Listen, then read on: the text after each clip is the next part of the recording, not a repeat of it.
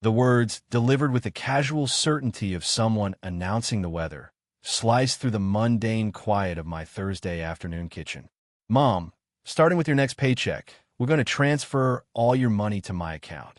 Lawrence, my son, sipped his artisanal coffee, a luxury I could scarcely afford to contemplate, as if he were merely proposing a streamlined financial management solution, not demanding the keys to my entire fiscal existence at 62 years old.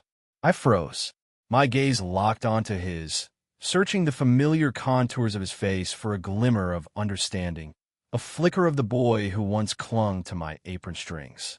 I searched for the recognition of the woman who had single-handedly constructed the foundation of his comfortable adult life, a foundation built on triple shifts, perpetual exhaustion, and deferred dreams. But there was nothing, only that placid, self-assured smile, the unmistakable arrogance of absolute control. I took a deliberate, slow breath, a tactic I'd honed over decades of managing crises, both professional and personal. "Yes, Lawrence," I heard myself reply, my voice surprisingly steady. "That sounds fine. I trust you." His smile metastasized, becoming a triumphant, wide grin. He executed a perfunctory peck on my forehead, a sterile, mechanical gesture devoid of warmth, and announced, "It's for the best, Mom. You won't have a single burden to carry. I'll handle everything. It's purely for your own good. For my own good." The phrase echoed in the sterile aftermath of his departure, a phantom chorus haunting the otherwise silent house. That same evening, the ritual commenced. Every Friday, Lawrence and his wife, Clara, arrived precisely at 7 p.m. They arrived expecting the familiar scene. The dining table meticulously set, the aroma of a lovingly prepared, piping hot meal filling the air, the expectation of free, effortless sustenance, a pattern established religiously for the last 3 years. I heard the familiar crunch of tires on the gravel driveway. I heard the purposeful cadence of their footsteps approaching the front entrance. The metallic scrape of the key I had entrusted him with turning in the lock. The door swung open, and then the sound. It wasn't a greeting. It was a shriek, a high-pitched, jagged sound of pure, undiluted shock, the auditory signature of a carefully constructed reality shattering in an instant. It was the scream of someone realizing they are not the protagonist, but merely an interloper in someone else's sudden, decisive act of liberation.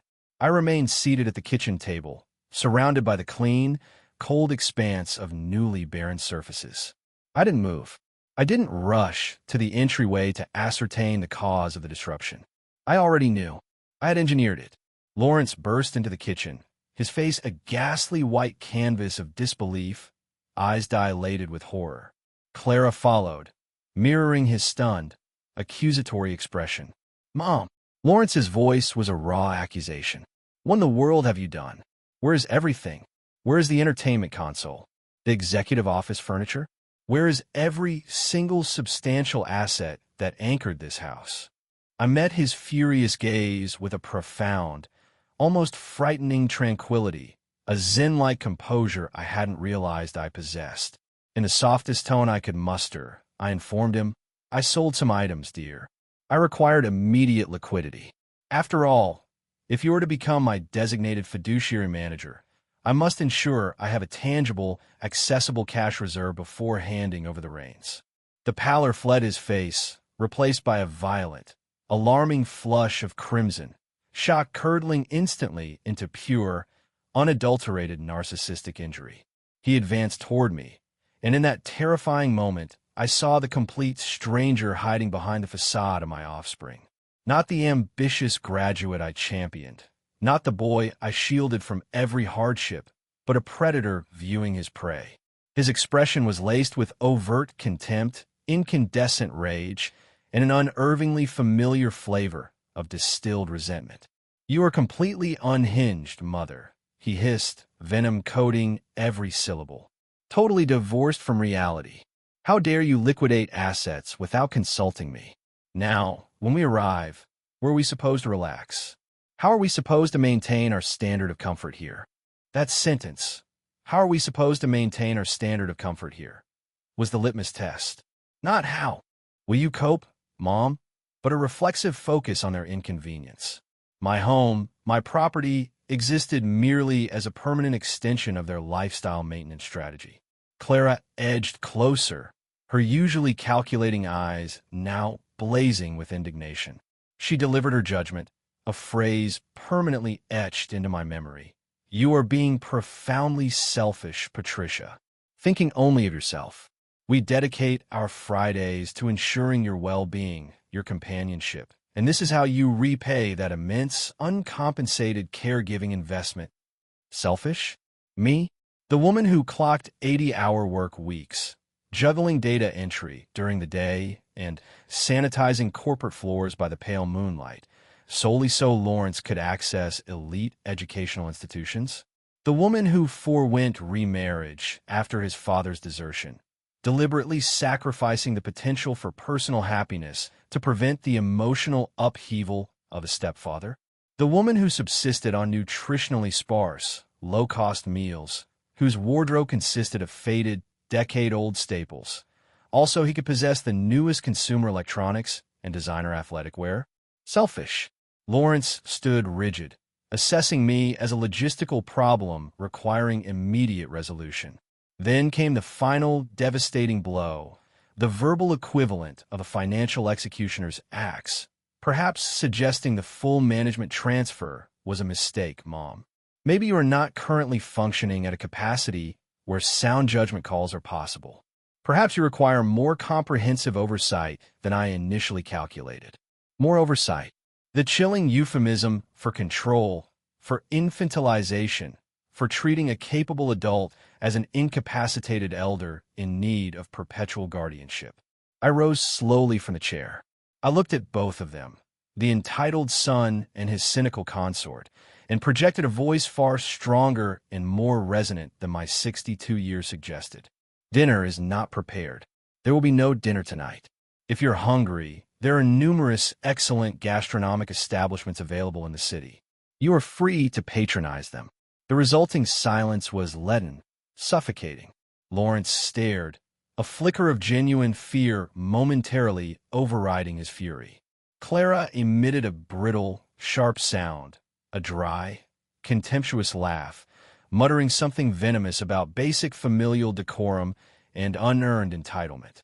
Then Lawrence delivered the ultimatum, the ultimate pathological assertion of dominance, the sentence that still plays on a loop during moments of unguarded vulnerability. You need to be extremely cautious, Mother. A woman your age, isolated, without a truly devoted support network. You could find yourself in a profoundly precarious situation. Remember, I am all you have left. Contemplate that before you engage in any further irrational divestment. They left. They didn't merely depart. They staged a dramatic exit, slamming the door with a concussion that rattled the remaining window panes, leaving a palpable residue of malice and veiled legal intimidation in their wake. I heard the car engine roar to life, the screech of tires peeling away from the curb. I stood in the cavernous silence of my stripped-down kitchen, amidst the echoing emptiness of my former domesticity. Something irrevocably fractured within me, yet what surfaced wasn't despair. It was an icy, crystalline epiphany. Lawrence did not love me. Perhaps he never had.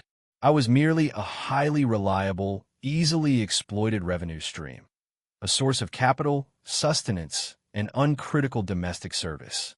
I returned to my seat. I surveyed the stark, bare plaster of my living room, the vacant voids where years of strenuous labor had manifested as comfortable furnishings. And then I smiled. Lawrence was profoundly mistaken. I hadn't liquidated the furniture for immediate cash flow. I had executed a strategic valuation liquidation, a calculated test. I sold the tangible comforts to gauge the depth of his concern versus the depth of his entitlement.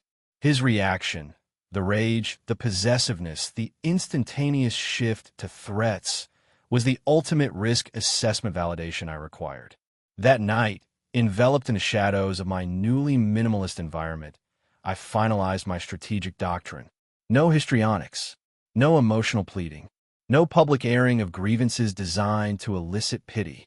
I would employ something far more devastating: systematic observation and patient countermaneuvering.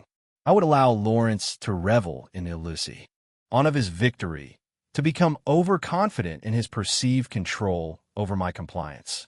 And then, precisely at the apex of his security delusion, I would reveal the true identity of Patricia Mendes, not the compliant matriarch, but the veteran survivor who navigated desertion, financial devastation, and decades of grinding operational labor. The adversary he dangerously underestimated. Act 1. The Archaeology of Sacrifice. There was a foolish, enduring chapter in my life where I truly believed that the sheer volume of maternal sacrifice constituted an unwritten, unbreakable contract. I operated under the flawed assumption that unconditional love was an automatic reciprocal algorithm, that the daily erosion of my selfhood would inherently generate an impregnable bond with my son. How profoundly I miscalculated the nature of familial transactionalism. Lawrence entered the world 34 years ago amid a tempestuous electrical storm. His father, the man who pledged shared life trajectory planning, vanished before Lawrence's second birthday, citing an ill-defined need for self-discovery. I never discovered what that meant, but I certainly didn't wait for his return. I was left anchored to a cramped duplex, a modest secretary salary barely covering the essential cost of living, and a rapidly dwindling sense of optimism. $800 a month was a mathematical impossibility for 2 lives. The solution, born of desperation and necessity, was the dual income strategy: full-time data processing, followed by overnight custodian work. My neighbor, the kind but aging Mrs. Henderson, received a weekly retainer to supervise the boy. My schedule was a relentless loop: 7 a.m. to 6 p.m. in the office, home for the hasty ritual of supper and bedtime protocols, then out again at 9 p.m. to polish marble and empty waste receptacles until 2 a.m. 4 hours of sleep became my baseline circadian rhythm. This grind cycle persisted for years, the calendar pages blurred into a continuous stream of effort. I recall the specific anguish of the name-brand sneaker imperative.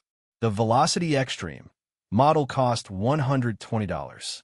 In my monthly budget, $120 represented nearly 2 weeks of necessary caloric intake for both of us.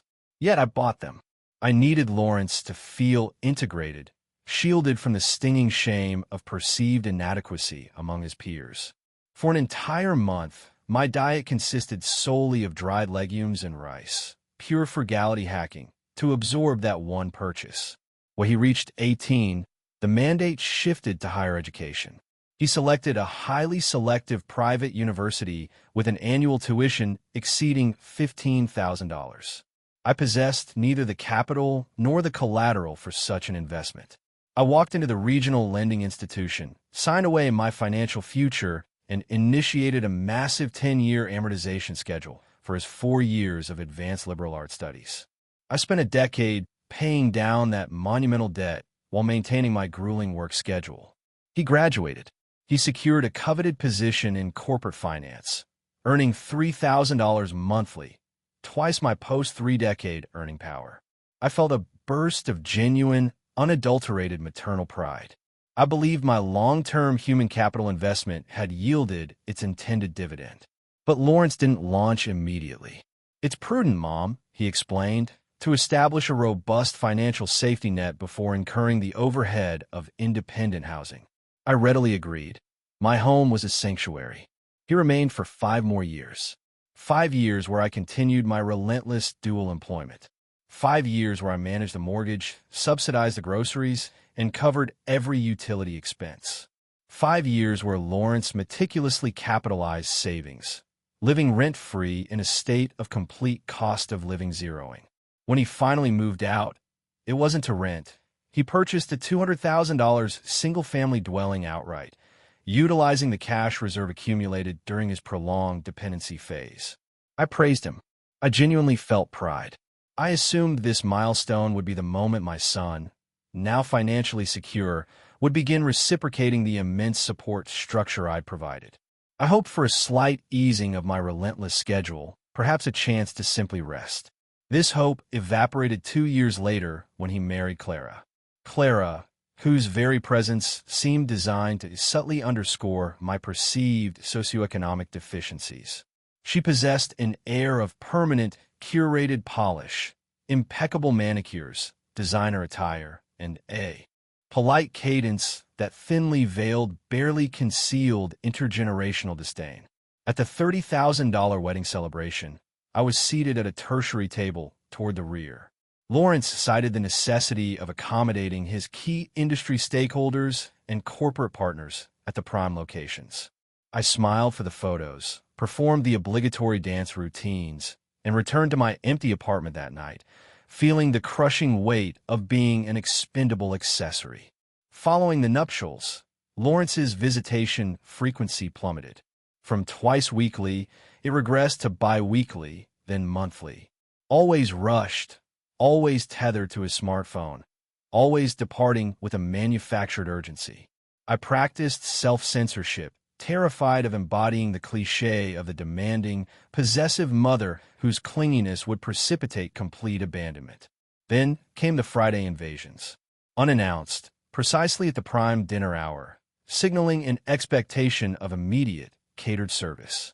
Initially, I embraced it as a return of closeness. I would procure specialty ingredients, meticulously set the table, and order premium desserts. But the pattern became chillingly clear. They never came to visit. They came to dine. They consumed, exchanged superficial pleasantries, and departed, rarely lingering beyond the digestion period. Crucially, they contributed nothing. Not a bottle of wine, not a baked good, never a discreet contribution toward the rapidly inflating grocery budget. One evening, I performed a painful calculation. The dinner cost $45, a significant portion of my discretionary funds for the week. This required extra shifts simply to neutralize the culinary generosity. The realization crystallized. I was not a mother. I was a subsidy provider, a zero-cost, high-quality catering service. The transactional degradation extended to every corner of my life. When I sought assistance, a lift to a crucial medical appointment due to my antiquated vehicle's breakdown, he was perpetually engaged in high-stakes portfolio management. When I expressed legitimate concern over my aging refrigerator's ominous, grinding noises, suggesting impending failure, his response was startlingly cold. "Mom, just leverage your savings and buy a modern unit. They are highly energy efficient." As if a $500 emergency fund materialized magically through sheer willpower. I possessed no such emergency liquidity. The most poignant wound was my 60th birthday. Lawrence arrived 2 hours late, bearing no card, no token of affection, merely citing inexplicable citywide traffic gridlock. He ate a slice of the cake I'd purchased for myself because I refused to celebrate alone, stayed precisely 20 minutes, and departed. That night, the tears flowed, hot, cleansing tears of absolute clarity. I was no longer a priority. I was an easily accessible utility, dormant until activated by his need. And the crushing realization was that I had actively reinforced this dynamic. My fear of his complete withdrawal had conditioned me into accepting the role of the silent facilitator. That fear evaporated precisely when he requested total operational control over my finances. That Thursday afternoon was my point of no return. The small, whispering voice that warned against signing those papers wasn't just intuition. It was the last vestige of my suppressed self demanding recognition. Yet, even then, I capitulated out of a lingering, pathetic hope for genuine paternal affection. Act 2. The financial autopsy and the unveiling. Monday arrived, bringing Lawrence and a stack of formidable legal documents. He spread them across the table like a blueprint for his takeover. "It's straightforward, Mom. Just initial here, sign there, and authorize the monthly automated withdrawal mandate for your entire pension and Social Security deposits. I handle the expenditure oversight, the bill consolidation, the entire fiscal governance structure. Zero worry for you." I examined the paperwork. Beneath the veneer of efficiency were the authorization clauses granting him power of attorney over my finances, the right to liquidate assets, open new credit lines, and execute transactions without my contemporaneous consent. Lawrence, this grants you unfettered financial dominion, I noted. He shrugged, radiating an air of practiced patience. Precisely, Mom. Maximum operational synergy. Why bother with constant transactional verification when I can manage the entire portfolio autonomously? It's purely about maximizing efficiency. Efficiency for whom? I internalized the question. My hand trembled slightly as I picked up the pen he offered, a reflex action ingrained by decades of maternal compliance. I was ready to surrender again. But then the memory slammed into me.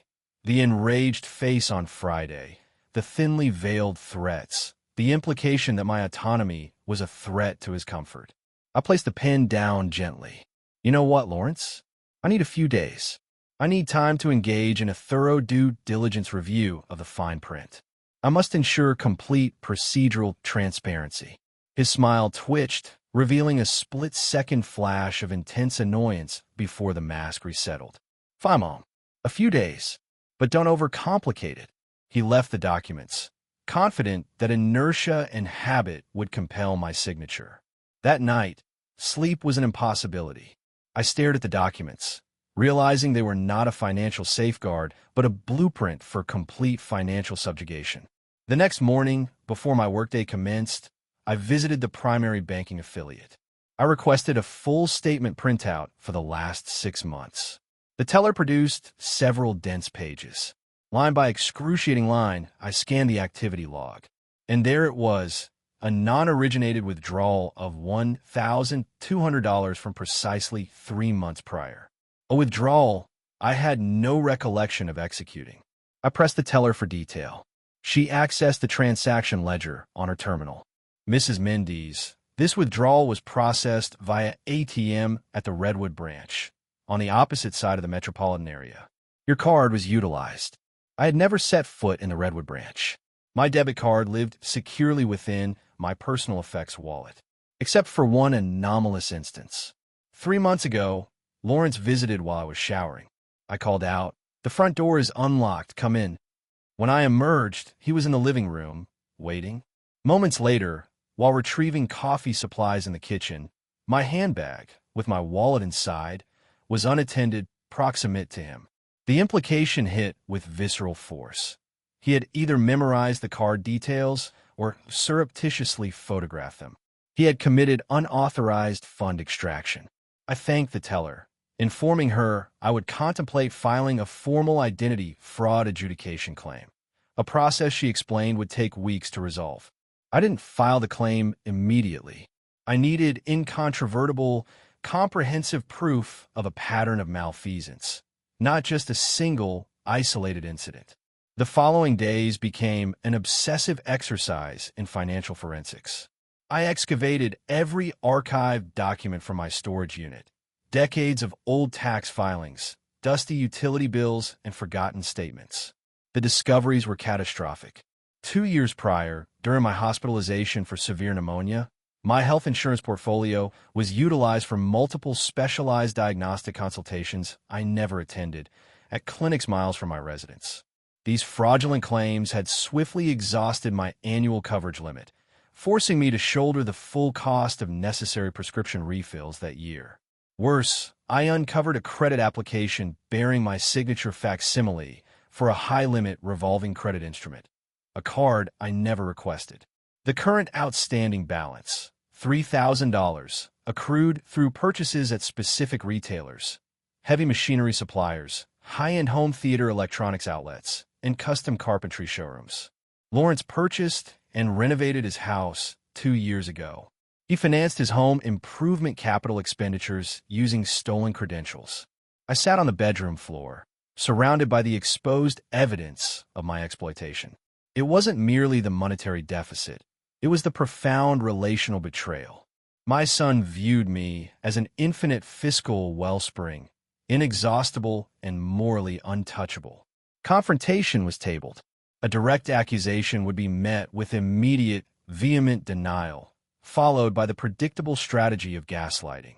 I was confused, perhaps exhibiting early onset cognitive decline, a narrative calculated to discredit my perception. No, I needed an airtight, legally defensible case file. That Friday, Lawrence returned, exactly on schedule, expecting his familiar Friday night dinner service. But tonight, the menu was deliberately calibrated.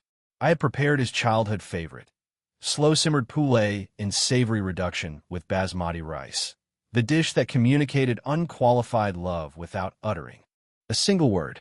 They sat, they ate, they discussed non-essential matters. Quarterly market fluctuations, European cinema releases, the projected property tax assessment. I observed them with the detached scrutiny of an anthropologist studying an alien species. Lawrence consumed my labor with the same blank indifference he would afford a drive-thru burger. There was no gratitude in his eyes, only mechanical sustenance intake. Upon clearing his plate, Lawrence retrieved the unsigned financial authorization forms and slid them across the table. The grace period is over, Mom. You've had time to process. Sign these, and I resume ensuring your financial continuity. I look him directly in the eye. I require more deliberation time, Lawrence. I am not yet certain. Clara sneered audibly. Patricia, this charade is becoming tiresome. Lawrence is extending himself to safeguard you. Why the deliberate display of distrustful obstinacy? Distrustful. She was correct, but her definition of the term was inverted. Lawrence rose, the veneer of civility completely dissolved. This is for your benefit, Mother. It's undeniable now. You cannot manage your personal economic portfolio responsibly. Look at your own actions, liquidating valuable furniture on an impulse. Those are signs of clear impairment. My own property, sold on my own initiative, was irrational. His systematic theft over years was merely ambitious investment. The dichotomy was staggering. They departed without ceremony. I sat in the sudden silence, staring at the unsigned documents. The Cold War had officially commenced. My objective was not merely to recover funds, but to reclaim my sovereignty and autonomy. Act 3. Gathering ammunition and legal fortification. The subsequent silence from Lawrence was absolute. He employed strategic withdrawal as a psychological weapon, betting that my fear of isolation would compel me to capitulate and sign. He underestimated the power of quiet, self-directed proactive planning.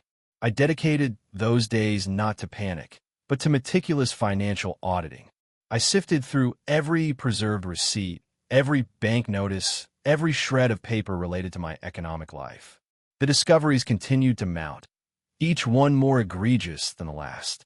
3 years ago, Lawrence requested my identification documents, claiming he had lost his and needed to retrieve an urgent, time-sensitive logistics package. That day, he didn't just retrieve a package.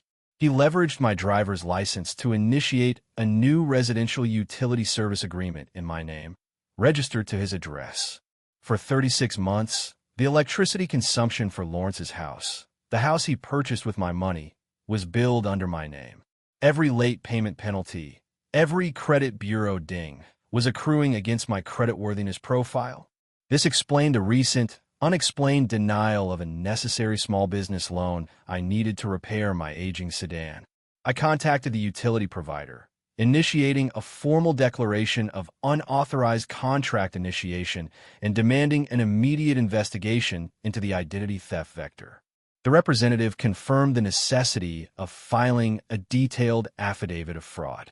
I hung up, processing the enormity, systematic fraud perpetrated by the person I believed would protect me most fiercely. That evening, the existential dread finally yielded to radical determination. I sought professional counsel. I found William Sanchez, attorney at law, a small practice specializing in complex elder financial protection cases. Mr. Sanchez listened, his expression shifting from professional neutrality to grave concern as I outlined the $17,000 in unexplained withdrawals, the phantom credit line, the utility deception, and the documents currently awaiting my signature. He leaned back, the springs of his leather chair groaning softly. Mrs. Mendes, you are describing multiple counts of aggravated financial fraud and a catastrophic breach of fiduciary trust. If you sign those authorization papers, you are legally cementing his right to divest you of every remaining asset. You would forfeit any future legal recourse. The words were heavy artillery, confirming my darkest suspicions. What is my viable course of action? I asked. First, Sanchez stated firmly, do not sign anything. Second, file immediate reports with the Federal Trade Commission, FTC, regarding the credit card and bank fraud. Third, execute a complete digital security overhaul. Chan. All PINs, online banking passwords, and security questions. Fourth, we must discuss the potential necessity of a civil protection order, a necessary step when dealing with familial actors engaged in high-stakes financial manipulation. A restraining order against my own child. The concept was both grotesque and logically sound. I don't want criminal escalation, Mr. Sanchez. He is my son.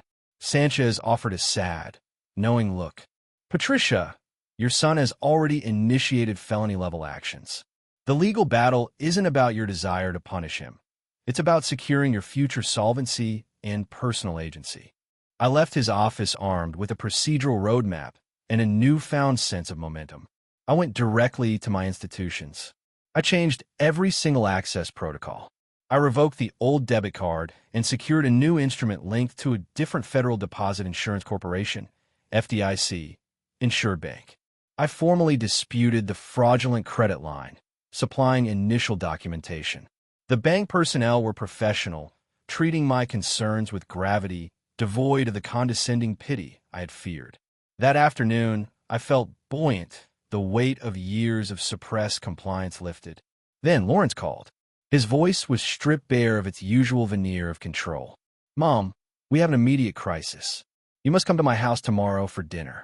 We need an emergency mediation session to resolve this misunderstanding. It was a directive, not a request. I'm unavailable tomorrow, I stated calmly. I have scheduled commitments. Commitments? What commitments are more crucial than your financial stability? You need to cease this willful obstruction and sign the mandate documentation immediately. This is for your protection. For my protection, I echoed, the phrase now tasting like ash. Lawrence, I will not sign anything. Furthermore, we need a formal discussion regarding unauthorized ledger debits, phantom credit accounts opened in my name, and utility services billed to my identity at your residence. The silence on the line was absolute, a vacuum where panic was rapidly forming. I don't know what you are referring to, he finally choked out, his tone attempting a defense of plausible deniability. I believe you do, and I suggest you prepare your defense very carefully, as I have compiled comprehensive documentation, and I have retained specialized litigation counsel.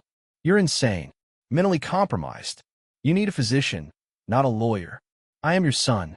You are the son who systematically looted my resources, I countered, cutting through his desperate performance. Where were you when I needed you, Lawrence?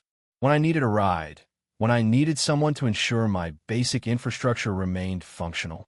You were busy maximizing your return on investment. I terminated the call before he could deploy his next manipulative script. Sitting in the sudden quiet, my hand still gripping the receiver, I felt not fear, but a profound, surging righteous anger. The energy that had been trapped beneath layers of unconditional maternal expectation was finally unleashed. Act 4. The public sphere and legal counteroffensive. Wednesday arrived, bringing an almost painful level of mental acuity. The cognitive fog of years had lifted.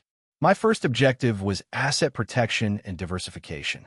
I headed to the venerable First National Bank, not my primary checking institution, but the one holding my 30-year legacy savings account, $7, 200 representing decades of conservative accumulation.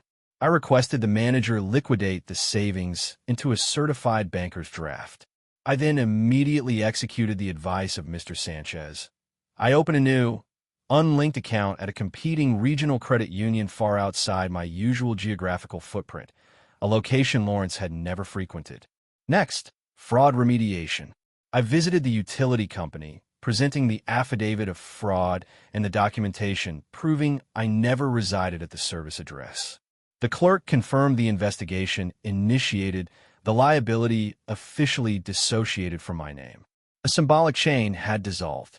My most critical stop was the National Credit Bureau headquarters. I requested a complete, deep-dive consumer credit report. I needed the full picture of his financial shadow operations conducted in my name. The resultant file was thick, and hidden deep within the debt history, I located another ghost, a $5,000 personal unsecured loan taken out 2 years PR. IRE, now flagged for immediate collection due to missed payments. Another burden he had casually transferred to my shoulders. With a permanent marker, I highlighted every line item representing fraud. I completed the dispute forms with deliberate, steady penmanship. By the time I left that office at 3 p.m., I hadn't eaten, but I felt an unparalleled vitality fueled by strategic accountability. I proceeded to see Mrs. Alice Morrison, my neighbor of 40 years, a woman whose wisdom was often overshadowed by my preoccupation with my son. I laid out the entire, sordid narrative. I spoke for an hour without pausing for breath. Alice listened, her expression a mixture of profound sorrow and deep, knowing validation. "Patricia," she concluded, gripping my hand tightly, "I always knew the way he looked at you on Fridays. But it wasn't my place. I'm just relieved you finally see the empirical reality." "I need a commitment, Alice," I requested. "If Lawrence tries to use the senile mother defense to claim I am confused or delusional, I need you to serve as a competent witness to my clarity and full possession of my mental faculties." "Consider it done," she affirmed instantly. "And understand this.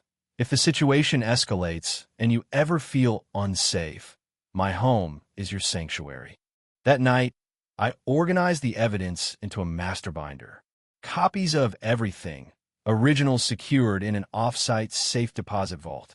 I drafted a comprehensive, sealed letter detailing every fraudulent act, instructed to be opened only in the event of my incapacitation, and entrusted it to Alice. I was preparing for an information warfare campaign, knowing Lawrence would respond with calculated counterattacks. On Wednesday afternoon, the cavalry arrived. I saw his sedan pull up, Clara positioned rigidly beside him. They were executing a planned hostility escalation. The doorbell rang with increasing frequency and volume. I opened the door, but remained firmly planted on the threshold, a human barrier. "We need to converse, Patricia." Inside, Lawrence demanded, his voice metallic. "We have nothing to discuss indoors. Any statement you have must be delivered here, publicly." Clara scoffed. "This is absurd. Stop acting like we are in some sort of litigation standoff." "You are worse than adversaries," I countered. "Adversarius declare var openly." You are covert financial infiltrators hiding behind the pretense of familial devotion. Lawrence stepped forward, his face contorted. "How dare you? After years of support, after sacrificing my entire upbringing for your benefit. I have the forensic data, Lawrence. I have the documented paper trail, the $17,000 theft, the unauthorized revolving credit facilities, the utility identity fraud. I know precisely how you exploited my personal identifying information." He faltered, his practiced control dissolving into visible distress. "You have two choices," I continued, channeling the calm authority of Mr. Sanchez. "Option A, you initiate immediate, verifiable restitution for every cent stolen, plus significant punitive damages. Option B, I proceed to the district attorney's office and file formal charges for felony financial misconduct." Clara interjected shrilly. "You cannot prosecute your own child. This is unconscionable." "The moral calculus is precisely what makes this so agonizing," I replied. "But his crime negates my obligation to shield him from statutory consequences." Lawrence finally erupted, shedding the last pretense of filial piety. "I owe you nothing. My childhood was a hardship. You chose to remain alone. That choice was yours. I didn't ask to be born into that scarcity." His words struck, but they lacked the debilitating power they once held. They were merely the desperate justifications of a man cornered by documented truth. "You are correct," I conceded calmly. "I chose to bring you into this world, and it was my finest decision until you chose to monetize my sacrifice. Your perceived debt does not grant you a license for identity misappropriation or systematic larceny. They retreated, defeated by the documented facts, leaving me standing taller than ever before. Later that evening, Mr. Sanchez confirmed the banks had verified the breadth of the fraud. The civil suit, filed that morning, was already in process. Lawrence would be served within 72 hours.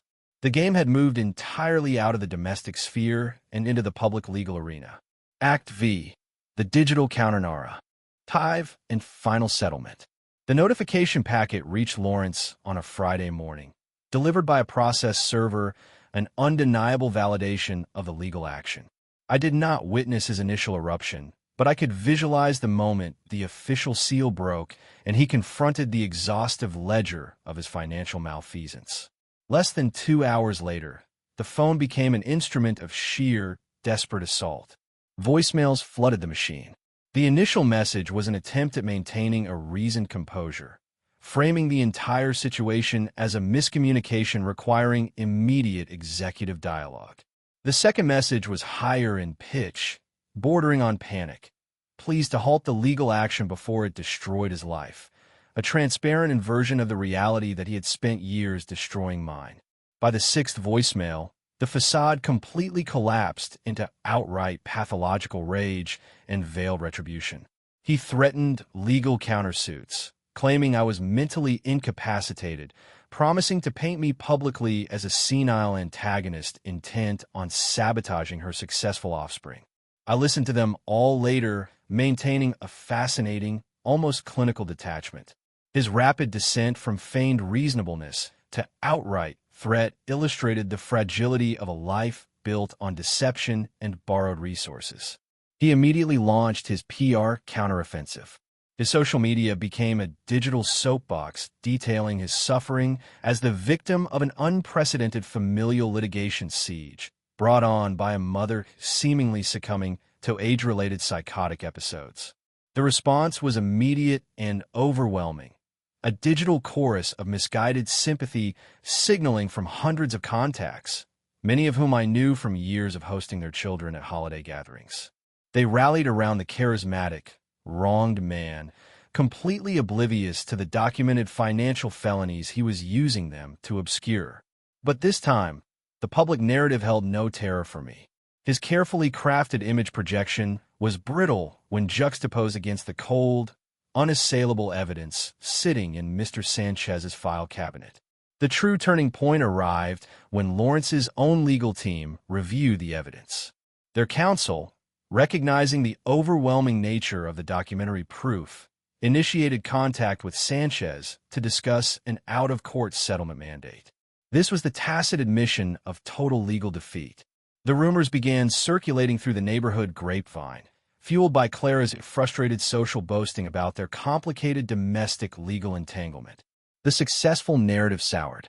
Neighbors who once lauded the educated son now offered me tentative nods tinged with suspicion. The settlement was finalized 3 months later. Lawrence conceded on every major point to avoid the certainty of a public trial and the high probability of criminal indictment. The terms, full repayment of the $17,000 stolen capital, an additional $5,000 designated as punitive damages and emotional distress compensation, coverage of all credit cleanup fees, and full indemnification for my legal expenses. All funds were to be transferred within 180 days. But the critical, non-negotiable clause, the one Sanchez initially deemed excessive, was the requirement for a public retraction. Lawrence had to issue a formal, written statement acknowledging the veracity of the allegations, the unauthorized bank access, the fraudulent credit acquisition, and the deliberate financial exploitation of his mother. His final public post was a sterile, legally vetted confession. It admitted to serious errors in financial governance and unauthorized utilization of personal instruments. The digital audience fractured immediately. The chorus of support evaporated, replaced by confusion and the dawning realization that the narrative had been a meticulously planned, deceptive smokescreen. With the final payment received, I looked not at the recovered funds, but at the future they represented. I didn't replace the furniture. I didn't simply recapitalize my old life. I purchased a small, sun-drenched bungalow in a remote coastal village 3 hours from the suffocating familiarity of my past. A place with a small, manageable yard perfectly suited for planting the exotic ornamental flora I had always coveted but never had the bandwidth to maintain. The $40,000 purchase was finalized in cash, a tangible result of earned justice rather than endless, unpaid sacrifice. Sir, Lawrence attempted one final outreach after the final transfer cleared. I answered. His voice was diminished, stripped of its former bravado. Can we ever discuss reconciliation, Mother? Can we repair this interpersonal fissure? I responded with the finality that only true liberation allows. The son I love ceased to exist a long time ago, replaced by a stranger whose motives I do not recognize and whose presence I no longer desire. I wish you peace, Lawrence, but that peace must be achieved entirely separate from me. I have chosen radical self-preservation over the illusion of family maintenance. He hung up. That was the final communication. Some doors, once sealed with concrete evidence and legal finality, must remain closed not as an act of vengeance, but as a vital measure of personal security engineering. I now spend my mornings on my sun-drenched porch overlooking the Pacific, sipping coffee and tending to my garden. The peace I experience here is deeper than any fleeting financial gain. It is the peace born of understanding. True self-worth is an intrinsic asset, not a negotiable commodity dependent on the approval or compliance of one's children. Saying no is not cruelty. It is fundamental boundary articulation. Protecting one's psychological landscape is not selfishness. It is existential wisdom. I am no longer defined by endurance. I am defined by autonomy. I won not by becoming his enemy, but by reclaiming myself from the role of my own most persistent victim. This is the victory of Patricia Mendes, financial independence coupled with absolute, unassailable dignity.